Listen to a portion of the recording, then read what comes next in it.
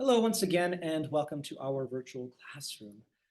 Today, ladies and gentlemen, we will be going over lesson 3-1, which is greatest common factor. Greatest common factor.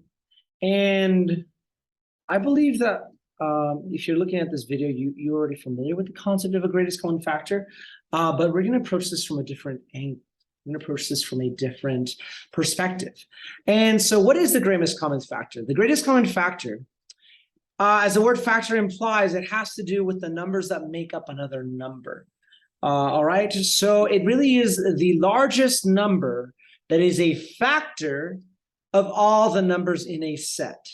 Okay, so the largest number that is a factor that is part of two or more different numbers. For example, we consider the numbers 24 and the number 36. And we ask ourselves, well, what is the greatest common factor? Remember, factor is the numbers that multiply to give you a certain number. For example, in 24, numbers that give you 24 would be like 8 times 3. Those two would be considered factors. For 36, you can say 6 times 6. So 6 is a factor of 36. Or 2 times 18. So 2 and 18 would be considered factors of 36. So that's what I mean. What is the greatest number that both of those share together? They both have. Well, let me introduce you to this first method of doing that. And the first thing that we have to do is, number one, find all the prime factors. That is, let us find the prime factorization for each of those numbers. And if you remember, we simply need to split a number into its factors until we're left with only prime numbers. All right, so for 24, we can say 8 times 3. 3 is already a prime number, so I'm going to circle it to signify that I'm done with that one. But 8 is still composite, so I'm going to split 8 into 4 and 2. 2 is already a prime number, so I'm going to stop right there. And 4 is 2 times 2, both of which are prime, so I am done. Now with 36, we have 3 and 12. 3 is a prime number, right? 12 is composite, and I can split that one to 6 times 2, or in this case, 3 times 4. 3 is prime. And then 4 again is split into 2 times 2. So ladies and gentlemen, what we have here, what we're left with is that for 24, I am left with the following numbers. I am left with 2 times 2 times 2 times 3. Those factors, those prime factors, make up 24. 2 times 2 is 4, times 2 is 8, times 3 is 24. So you can think of 24 as 3 3s being multiplied times, 3 2s being multiplied times a 3. Now for 36, we have 2 times 2 times 3 times 3. So you can think of it as 2 2s being multiplied times 2 3s being multiplied. All right, so those are the prime factors. So now, ladies and gentlemen, our second step is we're going to identify the common prime factors between those. Okay, in other words, what numbers do they share? For example, right here, we have a 2 and a 2, right? If I can zoom in a little bit right here so you can clearly see.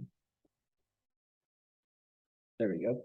So here are the factors of 24 and 36. So let us look at the ones that they have in common. So here's a 2 and here's a 2. So obviously they share that 2 in common. They both have 1, 2.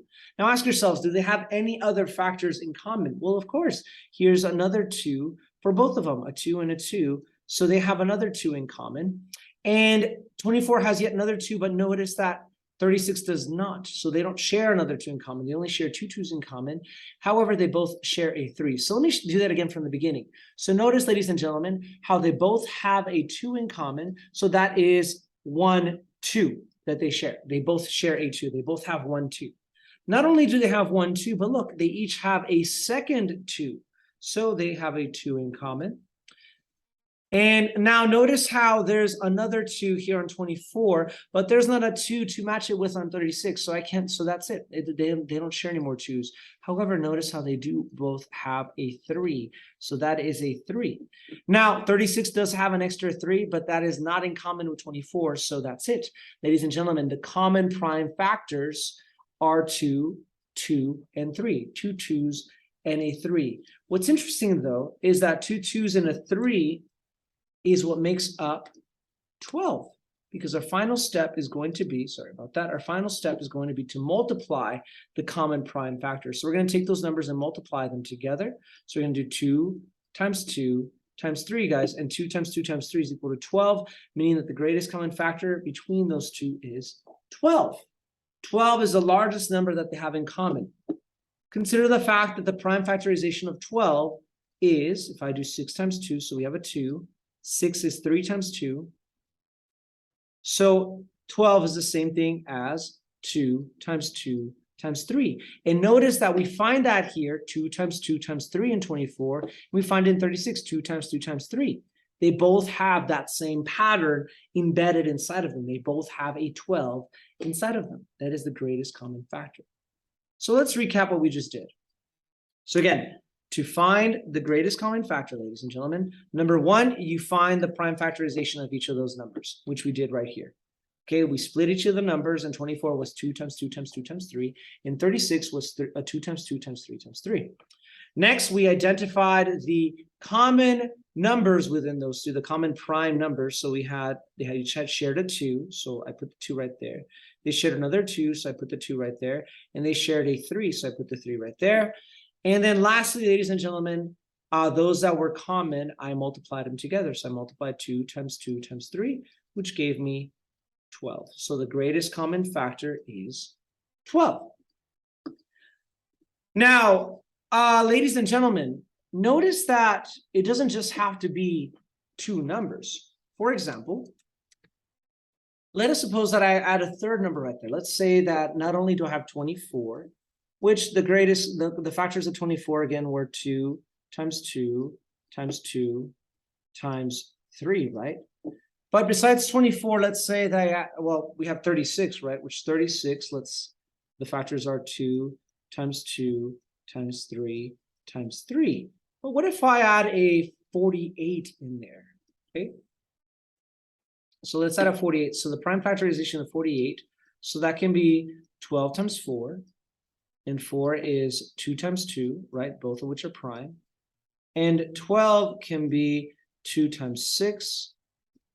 And 6 is going to be 3 times 2. So we can see that the prime factorization of 48 is going to be 2 times 2 times 2 times 2 times 3, right? So, ladies and gentlemen, let's do the same thing. Let's see what numbers they have in common. So let me see, common factors. I'm going to put CF for common factors. Common, oops, that looks terrible. So common factors. The common factors are, so look how we have a 2, and a 2. So they all have a 2, so that's one common factor. Okay. Next, we have a 2, and another 2. So again, they all have another 2. So I'm going to put another 2 down here. Very good. Let's keep going. We have a 2. We have a 2 here and a 2 here, but there's not an extra 2 on 36, so that is not another common factor. So I'm not going to continue. However, I do have a 3 right here. I have a 3 right here, and I do have a 3 right here. So guess what? That's another common factor. 3, and that's it. Well, I'm done with all the factors of 24. Obviously, they don't share any, like these two have a 3. I mean, my point is they don't have anything that they all share, right? So what is left over? 2 times 2 times 3. So that means that the greatest common factor between these three numbers is 12, right? Let's do a different one. Let's do another one, which I am getting some of these examples from the textbook. Let's consider the numbers. In fact, if I go to my textbook, I can see the numbers. Let's say something like 28 and 40. 28 and 40. All right, so let's consider the numbers 28 and 40. So 28 and 40. All right, so I can split 28 into 4 times 7. 7 is prime, and 4 is going to be 2 and 2, both of which are prime. So 28 is the same thing as 2 times 2 times 7, right? And notice how I'm showing my work. That's what I expect from you guys when you're showing your work. 40, however, can be split into 10 times 4. 10 can be 2 and 5, both of which are prime. And 4 can be 2 times 2, right? So the factors of 40 are going to be 2 times 2 times 2 times 5. right? 2 times 2 is 4, times 2 is 8, times 5 is 40. So now let us see what are the common factors between these. All right, so let's see here. Common factors. All right, CF for common factors. So we have a 2 and a 2. So that is a 2 they have in common. A 2 and a 2. So again, that's another pair. So they have that in common. And 7, this doesn't have a 7. That's it, ladies and gentlemen. That means that the greatest common factor is 2 times 2, which is 4. 4 would be the greatest common factor between 28 and 40. All right. Let's do a couple more, actually. Let's do one with 3. So 12, 18. Well, let's do one with 2 and then we'll do one with 3. So let's do 63 and 135. 63 and 135. All right. So let's go ahead and do 63 and 135. And let me go over here to the screen because it's a little easier. All right. So let's start with 63. 63, which we know to be 7 times 9, of which 7 is prime, and 9 is 3 times 3. So both of which are prime. So 63 is the same thing as 3 times 3 times 7, right? And now the other number I believe was 135. Yes. So we're going to do 135. So 135. And if you don't know what 135 is, well, let's just divide it by a known quantity. 135 is obviously divisible by 5 because it ends with 5. 5 goes into 13 twice, so that's 10. Bring down to 3. And it goes into 35 7 times. So 5 times 7 is 35. So that means, ladies and gentlemen, that 135 is the same thing as 27 times 5, of which 5 is prime. And 27 is the same thing as 3 times 9. And 9 is the same thing as 3 times 3, right? So that means that 135 is the same thing as 3 times 3 times 3 times 5. Makes sense? So let's see if we can narrow down some of these common factors. So the common factors, so notice how we have a 3 and a 3 that I can pair together. So that's 3. They both have another 3, so I'm going to multiply that times 3. And I see a 7, but this doesn't share a 7. I see another 3. There's not an extra 3. There's not a 5. So ladies and gentlemen, the common factors are just 3 times 3, which is equal to 9. That is the greatest common factor. 9. And notice how both of these have 9. Here's a 9, and here's a 9. And that is the greatest number that they have in common. Make sense? All right, so let's do one that's a little more complicated, even though this video is getting a little long, but why not? Let's do one, let's do an interesting one. Let's do 12, 18, and 26. 12, 18, and 26.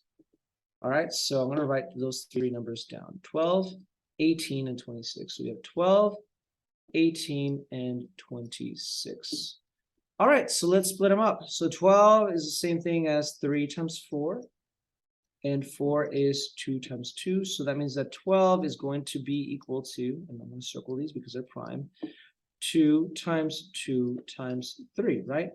Let's go ahead and go with 18. 18 is the same thing as 9 times 2.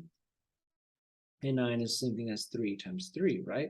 So that means that 18 is equal to 2 times 3 times 3. And finally, we have 26, which 26 is the same thing as 2 times 13. Both are prime. So 26 is 2 times 13. So let's see if we can find the greatest common factor between these. So let's first put down the common factors. So let's begin. We have a 2, a 2, and a 2. So they all share a 2. Very good. Awesome. Now here we have a 2, but this doesn't have another 2, and this doesn't have another 2. So I'm done. They don't have a 2 in common.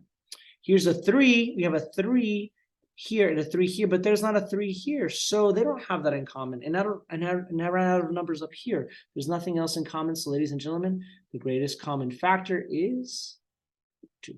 That's it. 2. All right, ladies and gentlemen, I hope this was helpful. I know it was a little bit long, but I did go over some problems in the assignment. And I do hope, again, that this was helpful, and with that in mind, I will see you next time.